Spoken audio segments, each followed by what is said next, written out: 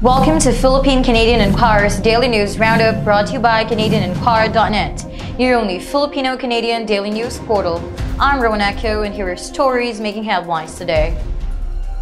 Philippine denies plan to move Israel embassy to Jerusalem. Foreign Secretary Alan Peter Cayetano invalidated media reports in Israel that Philippines is one of the 10 countries that is planning to relocate its embassy in Tel Aviv to Jerusalem, tagging the move as a blind giant leap. After the news broke on an Israeli public radio, Cayetano clarified the Philippines' stand in a television interview. Quote, "To be fair to Israel, they haven't told or asked us to transfer our embassy," unquote, Cayetano told GMA News. Quote, "We have communicated clearly to all our friends in the Middle East that there hasn't been any discussion or move to move our embassy from Tel Aviv," unquote, he added. He also said that the Philippine government supports a peaceful resolution of conflict and vowed that a thorough study will be conducted before making any moves. Quote, "We are here for peaceful resolution of conflict in diplomacy. Unless there is an urgent situation, you don't just take a blind giant leap, you study all of these. There's going to be a balancing act, plus there's so much history and context there," unquote, Cayetano said. Military says NPA terrorists violated holiday truce.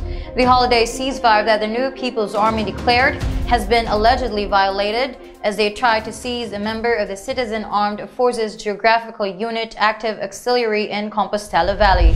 There were about 30 fully armed rebels who chased and attempted to capture Arbelito Catampao, who was assigned at the Tubuan Patrol Base in Tarragona, Davao Oriental on Christmas Day past 9 a.m.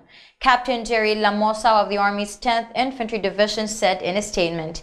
He added that an undetermined number of NPAs also harassed the Malale Patrol Base with a CAFGO active auxiliary company, resulting to an exchange of gunfires between the two groups. There were no casualties on the government troops, but quite a number of the terrorists have been killed. 10th Infantry Division Commander Major General Noel Clement said this act of the NPA just proved that they are indeed unlawful. Quote, "Their celebration is usually accompanied by armed attacks against the people that reflect their true color as a criminal organization, void of any ideology," unquote, Clement said. UN operating budget cut by $285 million, US claims credit for it.